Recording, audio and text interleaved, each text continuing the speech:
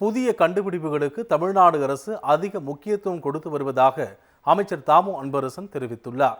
சென்னை தாம்பரத்தை அடுத்த மன்னிவாக்கத்தில் உள்ள நடேசன் வித்யாலயா பள்ளியில் அறிவியல் கண்காட்சி நடைபெற்றது. இதில் 600 மாணவர்கள் கலந்து கொண்டு தங்களது படைப்புகளை காட்சிப்படுத்தினர். 2 நாட்கள் நடைபெறும் இக்கண்காட்சியை குறு சிறு மற்றும் நடுத்தர தொழில் நிறுவனங்கள் துறை அமைச்சர் தாமு அன்பரசன் தொடங்கி வைத்து அறிவியல் கண்காட்சியை பார்வையிட்டார். பள்ளியின் நிறுவனர் தலைவர் ராமசுப்ரமணியன் தலைமையில் நடைபெற்ற நிகழ்ச்சியில் சட்டமன்ற உறுப்பினர் வரலட்சுமி மதுசூதனன், இந்திய புவியியல் ஆய்வு மைய தமிழ்நாடு மற்றும் புதுச்சேரி மண்டலத்தின் துணை இயக்குனர் அஜய்குமார் உள்ளிட்டோர் கலந்து கொண்டனர்.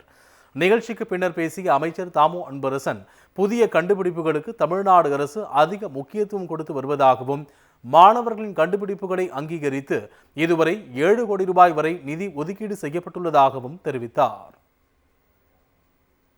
இன்னைக்கு நம்ம அரசை பொறுத்தவரைக்கும் இந்த புது கண்டுபிடிப்புகளுக்கு முக்கியத்துவம் கொடுக்கணும். ஸ்டார்ட் அப்லாம் பார்த்தீங்கன்னா இன்னைக்கு இந்தியாவிலேயே ஸ்டார்ட் அப்ல சிறந்த மாநிலம். 2021 கடைசி இடத்துல இருந்தோம்.